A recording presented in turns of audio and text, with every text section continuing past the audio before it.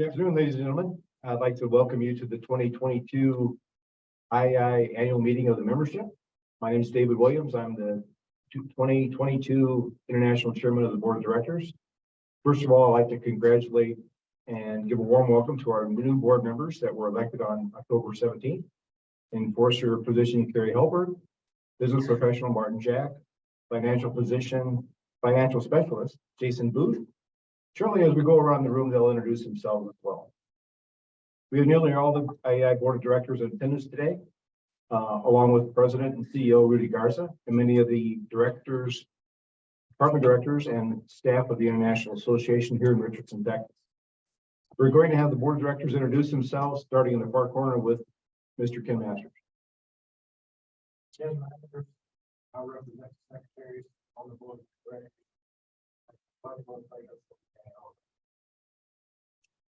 I'm Larry Kenny, Eastern Section Representative and Electrical Inspector, City of Utica, New York.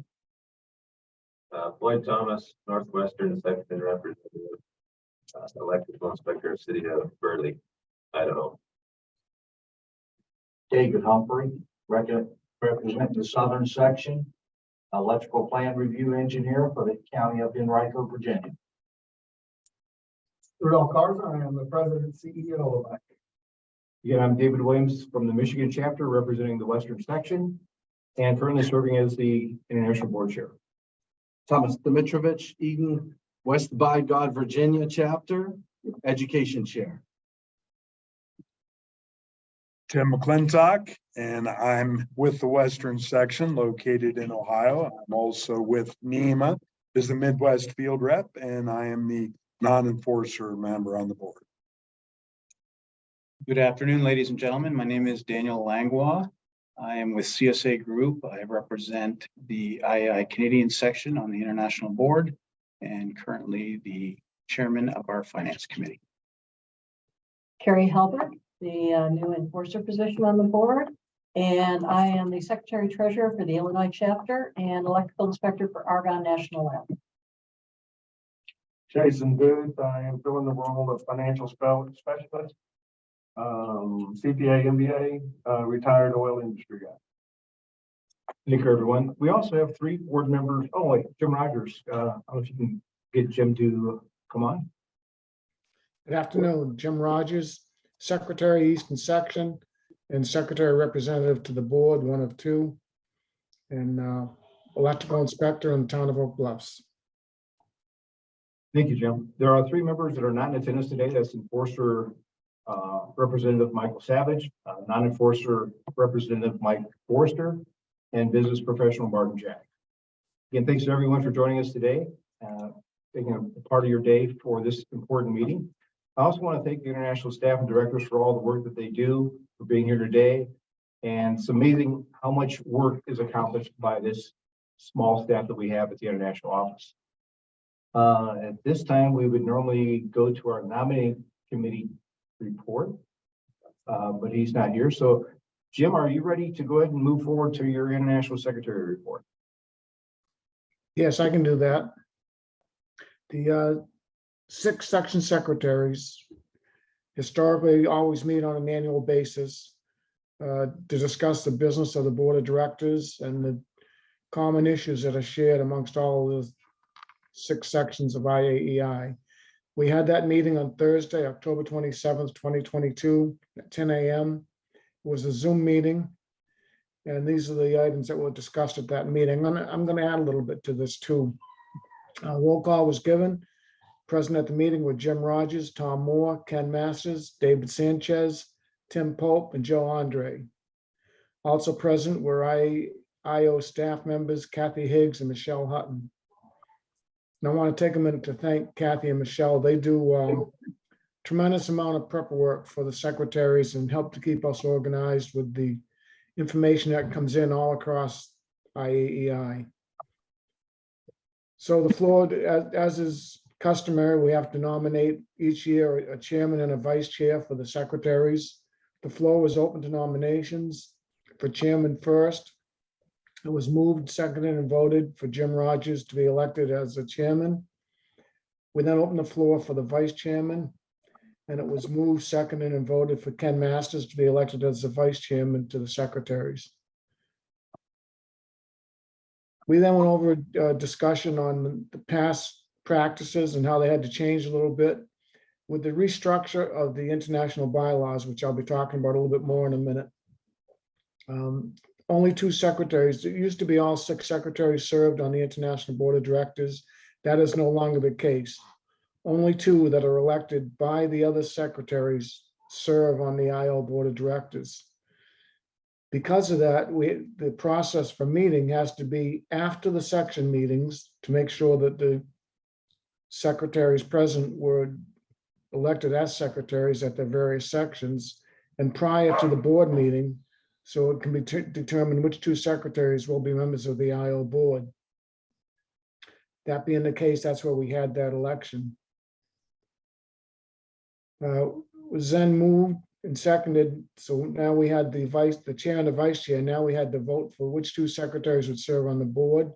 It was moved and seconded for Jim Rogers and Ken Masters to represent the secretaries on the IO board for the 2022-2023 term. The terms of the board were then discussed, and in accordance with the spreadsheet provided by the nominating committee chair, my position would allow me to serve for this year and 2 more, and Ken Masters' position would allow him to serve for this year and 3 more. And that's done on there's a whole schedule of replacement on the board of directors that was put in place when we reorganized 2 years ago. And it limits the terms for any board member, no matter who you are. You have a set number of years that you can serve on the board. And the idea is to keep revolving the board and have new, fresh ideas come in. So to comply with that, those are the term limitations for myself and Ken Masters. We then had a discussion, which I'm going to tie into the governance committee in a minute when I give the governance committee report. So many of you that may remember that you had to go through at your chapter or division level or your section level, whoever you're on the call representing today or part of. We had new model bylaws that were put together based upon the new international bylaws. And those were circulated, and we asked everyone to make revisions and send them back. And we went through a long period of time of asking people to do that. We finally, just about a year ago, got to a point where that was not happening. A number of people did, a number of sections, chapters, and divisions did comply, but some did not. As a result, we had to take and make the changes ourselves and send them to the chapters and divisions, telling them these are your model bylaws. But the second half to that is the chapters and divisions have to put them before the membership and vote them, and then send notice back to the IO that they have officially voted for the bylaws with a copy of whatever bylaws they actually voted. That is not happening. We're not getting them all back. So we're going to send out some reminders, and the secretaries have voted to discuss with the governance committee. And then if we all agree, then we're going to forward to the full board a procedure whereby if a section, chapter, division has not formally adopted their bylaws, their dues distribution will be held until proof of adoption of their bylaws. It's just like what's currently being done with the tax filing that everyone's required to do each year. If you don't file your tax reports and send a copy to the IO, you don't get your dues distribution. So we're looking for the board to adopt the same procedure for those that fail to adopt their bylaws and return them with notice thereof to the IO.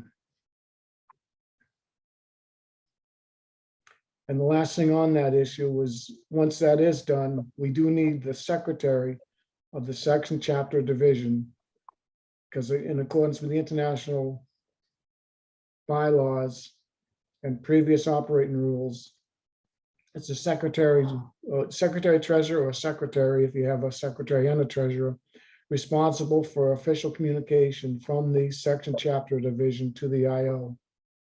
So a written notification has to come from the secretary to the IO validating the election of your bylaws.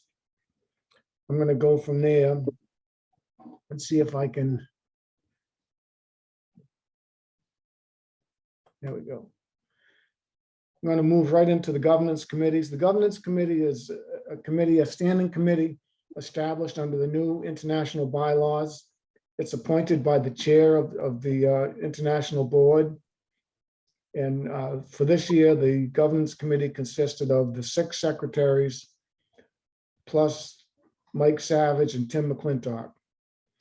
We had a meeting also on October 27th, 2022 at 10:30 a.m. right after the secretaries meeting. And again, Kathy Higgs and Michelle Hutton were present for that meeting. So the first item before the governance committee was a request that Kathy Higgs brought to us, because as there were some bylaws being returned properly, they had made a change. And I'm going to read the actual language and the model bylaws. I'm going to note to every section, chapter, or division.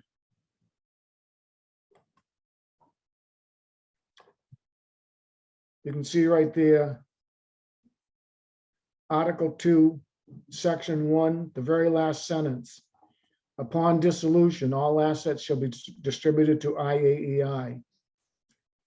Some chapters and divisions are changing that language. In previous versions of chapter and division bylaws, if there was a dissolution of a division or a chapter, then the assets would just go back up. So if a division was diluted, had a dissolution, excuse me, then that would, their assets, whether it be money or real goods such as computers, books, other properties, would revert back up to the chapter above them. Under these new model bylaws, that real property goes directly to IAEI, which would be at the IO level. Some chapters and divisions have changed that, and we're going to be looking at that to see if that can be changed without a change in the international bylaws, which I have looked through them and it's kind of moot on that point, but we need to discuss that further as a governance committee and report back to the full board so they can make a decision on whether or not they want to allow that change in the model bylaws. Presented to the full board for discussion, okay. And then there was discussion on IO operating rules.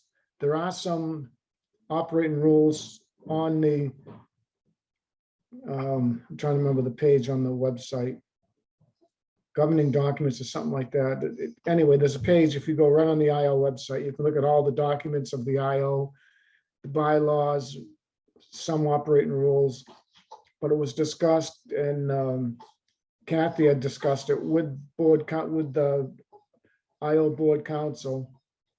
And after the new IO bylaws were formally adopted, we were supposed to be certain that there are operating rules.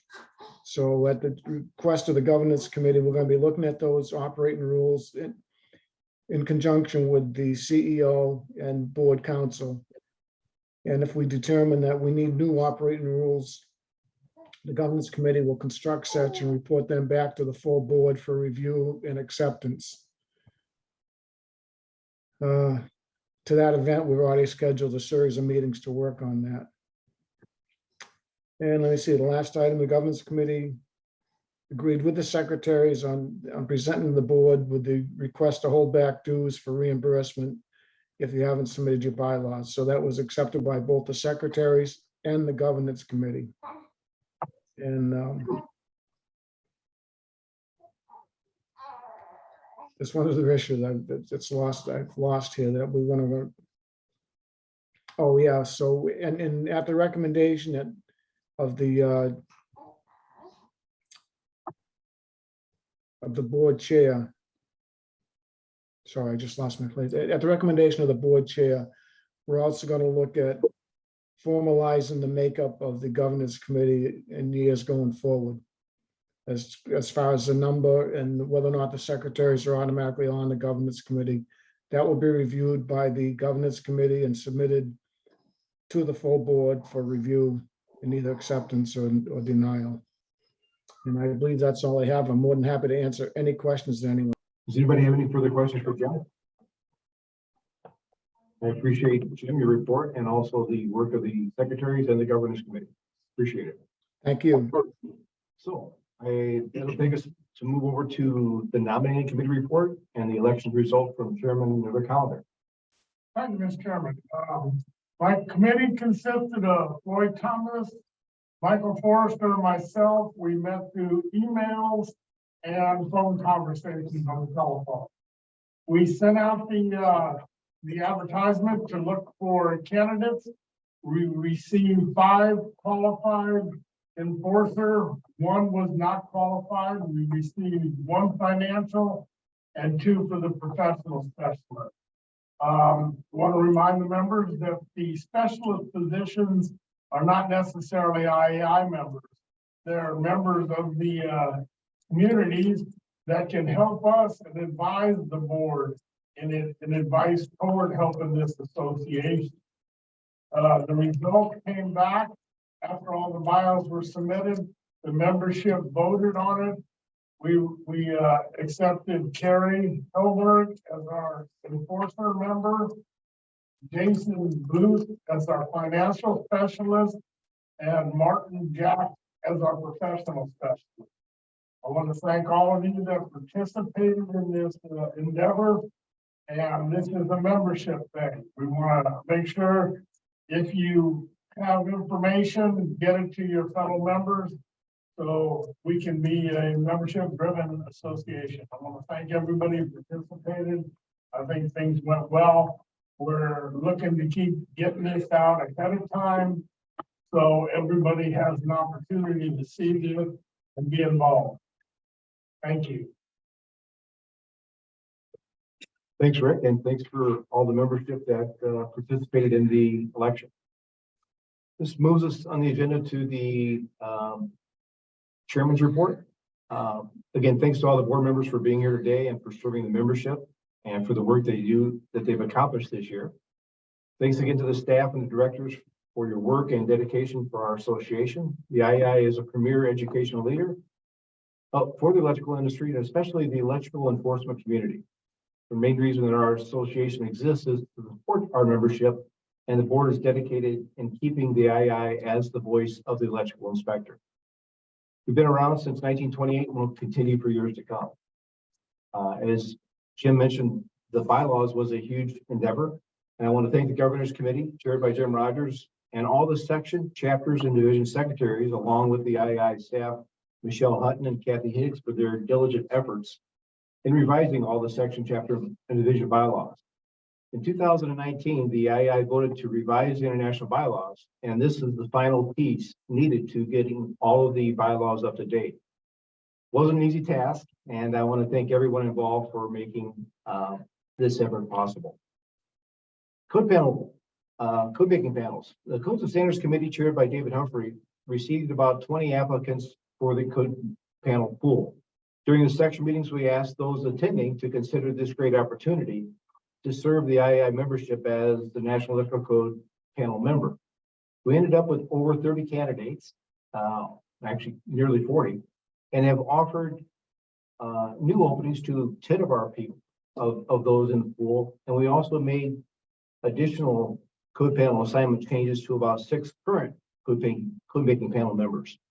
The 2023 electrical code was published, and the 2026 code process will begin after the first year. You will have until August 1st, approximately, to submit a public input to NFPA to revise the code. You will also be able to obtain an IAEI endorsement for your public input by submitting them to the IAEI in the coming months. Changes, last year at this time, the board made some needed policy changes. Excuse me. Rudy, along with the board policies, has the association advancing. We are now heading in a positive direction, and the future is exciting. The board will be revising the strategic plan during the board meeting this week, and I expect the direction looking forward to see strong changes to increase the viability of our association. Change is difficult, and in hindsight, we probably realized that we should have made a lot of these or implemented these changes years ago in order to keep pace with the changes of technology and also the electrical industry. The International Code Council, last year, we had discussed about the possible partnership with the ICC. The board listened to your input regarding the potential partnership, and through the discussions with ICC, it was determined that what was best for IAEI and its members was to not enter into a formal partnership, but just to create service agreements. These service agreements were written for the Code Council to provide services for IAEI and IAEI to provide services to assist the Code Council. These service agreements, policy changes made by the board have already made an impact on our financial stability for the present and the future of IAEI. Section meetings, it was such a rewarding experience to attend the IAEI section meetings this year and seeing our members engaged in every section meeting that I attended. It was a pleasure meeting so many of our members that we have, and to hear firsthand how IAEI has made an impact in their lives and how we can improve IAEI as we go forward. I want to thank the sections for the hospitality extended to my wife and I, and look forward to future section meetings in the future. Again, the purpose of IAEI, IAEI is our association, and we need to encourage new members to join. We need to keep the membership engaged in the electrical industry and our association. I think training is the key to providing our members the desire to attend the meetings and to stay active. The IAEI is the keystone of the electrical industry, as we've always seen for a long time. And membership is the keystone of the IAEI. And along with that, I think education is the keystone to obtaining our members or keeping our members. We need to get them to attend and keep them engaged. And it's pretty important. The International Board of Directors comprises of 15 volunteers and that have served the IAEI membership in some cases for many decades in their divisions, chapters, and sections. We serve on various international committees to assist the membership and to provide policies to assist our CEO in moving the IAEI into the future. It's been an honor to serve as the board chairman this year, and I couldn't have done it alone. This is a great working board. Again, thank you to each and every board member and for your assistance to me and for your service to the membership. I look forward to a great year ahead. And in closing, I want to again thank the membership. Again, you are what make the IAEI the association that it is. Thank you. At this time, we will move to the financial report. Chairman Daniel Langbaum. Thank you, David, and good afternoon, ladies and gentlemen. Again, my name is Daniel Langlois, and I'm an international board member. I'm representing the Canadian section of the IAEI, and I'm speaking to you today in the capacity as Finance Committee Chair. Our committee comprises of members within the organization, David Humphrey, Steve Cavaleris, Tom Dimitrovich, Larry Kinn, and Jason Booth. Our committee met as recently as October 31st to review the most current financial statements. All of the information being shared is included and referenced in the IAEI annual report, and I will share with you as members a high-level overview of some of the key references. Last year, the IAEI board adopted a $650,000 deficit budget for 2022. However, with our leadership and concerted efforts amongst the IO staff and others, this year we will finish in the black with a six-figure profit instead of a deficit. Our financial statements, a review from January 1 to September 30th, 2022. Year to date, shows a net income of $116,586. So we are in the black for the year, and this is despite an unanticipated $90,000 expense to do some building foundation repairs in the month of August. So in January 22, we only had $120,000 in our operating account. And that's compared to what we have today. I'm pleased to report $560,000 in our operating account. So the IAEI is financially sound. Our finances were subject to a review by our controller and by our external certified professional accountant. And the completed review of our organization's financial statements confirmed them to be in accordance with general accounting principles accepted in the United States. And that's a review that was recently completed and signed off October 31st, 2022. So the IAEI International Board has some exciting future ahead of us, and we look towards our revised and updated strategic plan where we can make use of some of the resources we have at our disposal to reinvest them back into the growth of the association. And Mr. Chairman, that is my Finance Committee report. Thanks, Daniel. Any member of our association who's interested in requesting a copy of our financial reports is just contact the international office and they'll be happy to oblige. This time we'll turn over to our CEO report, Rudy Garland. Thank you, Mr. Chairman. I am Rudy Garza. I am the president and CEO of IAEI. Just want to reiterate something that Chairman Williams said earlier. He and I traveled to each section meeting this a couple of months ago and really enjoyed it. I think if you don't understand the diversity within the organization, all you have to do is go to another section. The people are different at each section, and the way that the section meetings are run and operated are different. But we're all still part of the same IAEI family. So if you ever have an opportunity to visit a different section meeting, please take that opportunity. As far as my report, you've already heard some of it. ICC has assumed a lot of duties from us that were previously the part of jobs that were here at the IAEI. One of the things that I told the members of the section meetings that I attended was that the finances in terms of income versus expenses had not been scaled to meet the declining membership over a number of years. And so that was a priority. And we had 24,000 members in 2000, and we were down to about 9,500 members in 2020 when I came on board. But we had 16 staff members in 2000, and we still had 16 staff members in 2020, serving less than 60% of the same number of members.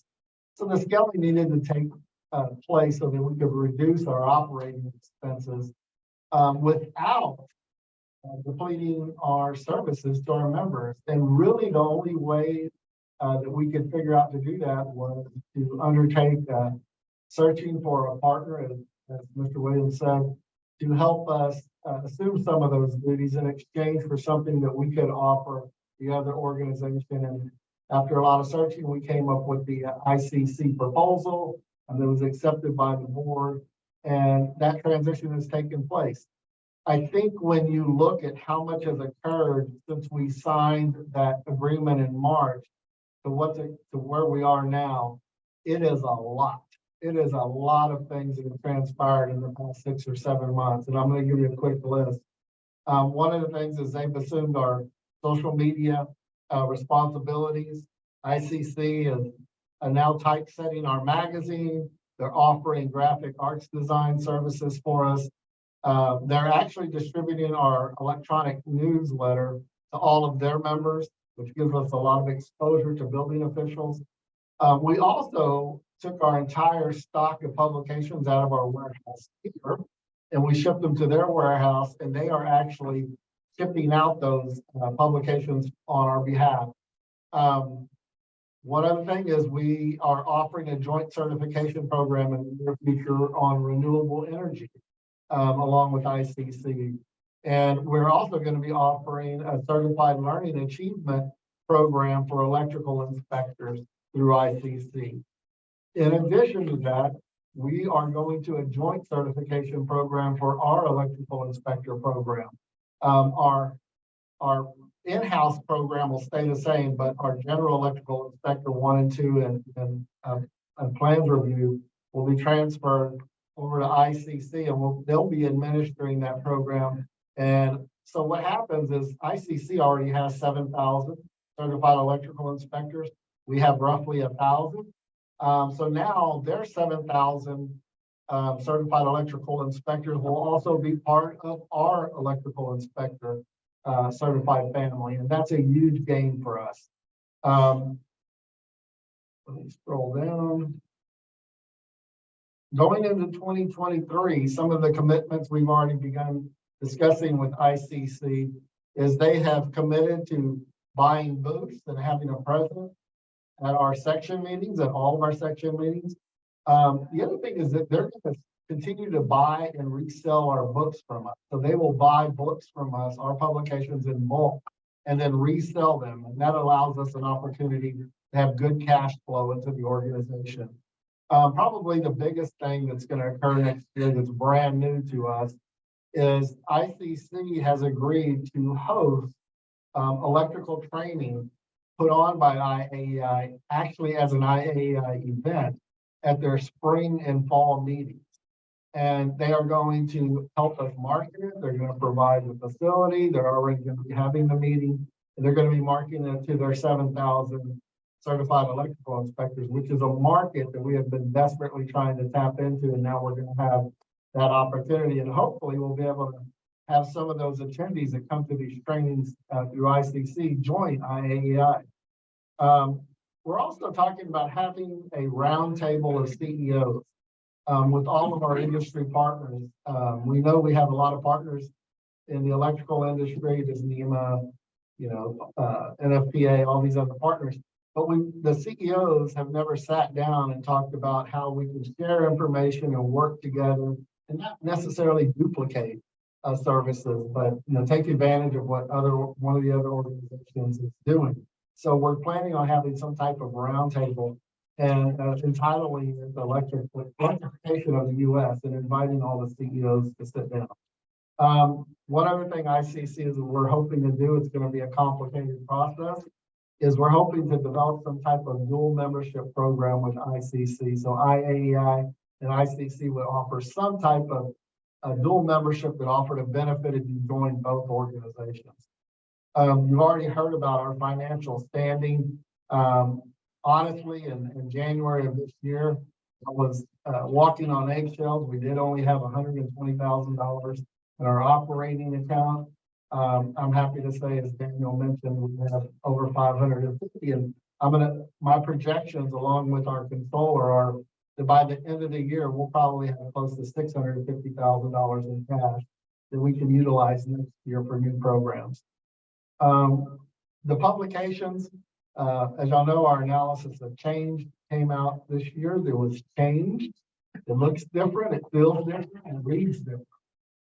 We kind of condensed it. And as a matter of fact, during the executive committee meeting just today, we talked about how we can do that with some of our other publications. Maybe they've gotten too long and too wordy and too bulky.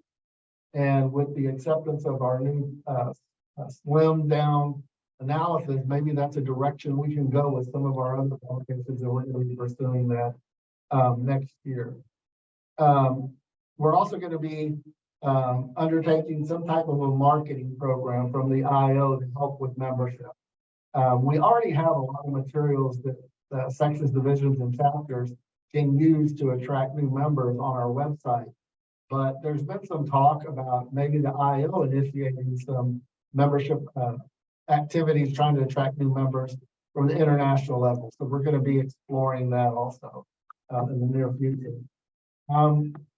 I will say that as far as membership, we were holding steady. We were losing anywhere between 700 and 1,000 members up until January of this year. And we've kind of maintained an average monthly. It changes day to day, but the average over the first 9 months of this year has been about 8,200 members. So we're not losing a ton of members, and I don't anticipate we're going to lose a ton of members by the end of this year.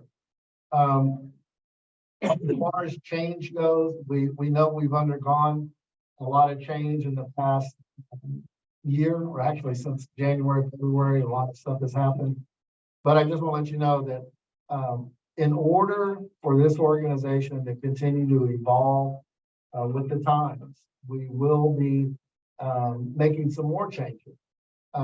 particularly in the way that we operate, the way we look to the next generation. Right now, the way that IAEI looks may not be the most appealing to the next generation of electrical professionals. And we need to, quote unquote, do an image change. We need to update our image of the IAEI in order to be more attractive to the younger generation. So that's pretty much my report. I did want to mention one final thing. Last year, I started producing an annual report of the organization, which had never been done before, but most nonprofits and associations always produce an annual report. And if you read last year's annual report and you read this year's annual report, it went from little and new to everything is going on. So we have those. I think we're going to put them on the website. If you want to read this year's full annual report, which is narrative style, please go onto the website and you can actually read last year's and read this year's. And I think you're going to be very, very pleased with the rest of the That's the whole report. This time we'll turn to new business, and this is where we open the floor up to any comments from our members that are out there. And feel free to submit anything in the chat, and we'll try to do our best to answer those questions. I don't know if you can make that a little bit bigger, or maybe somebody wants to read that, that'd be fine too.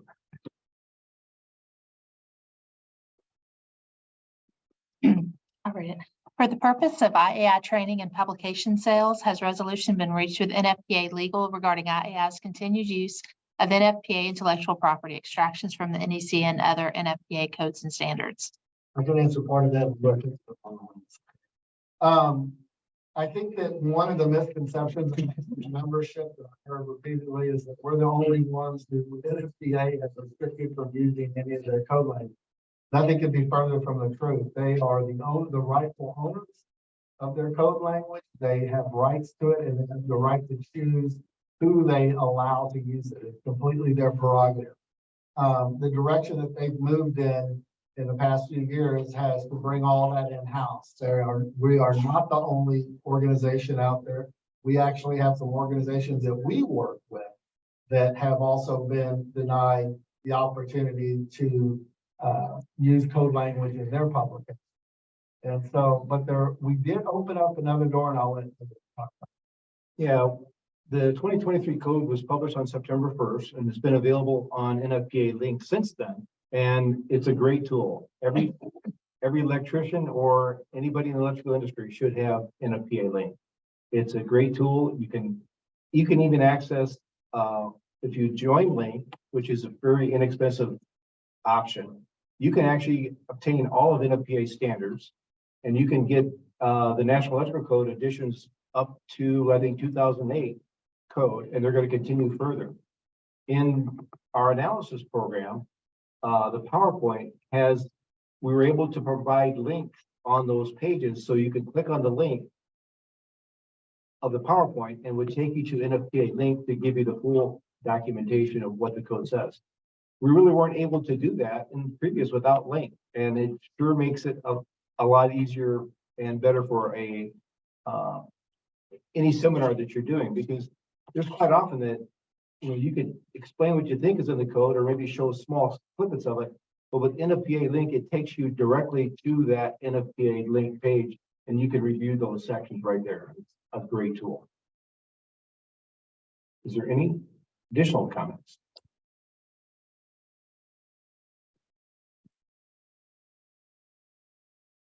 Okay. Does anybody from the board have any comments or concerns that they want to address at this point? Or without seeing any further questions from the audience, again, I guess I'd like to thank the opportunity for everyone participating, and especially those that have offered questions. Thanks, Brian Rock. Your comments are valuable to our board, and I hope you all have a great rest of your day, and please consider attending one of your chapter or division meetings in the coming months. This meeting is adjourned. Thank you.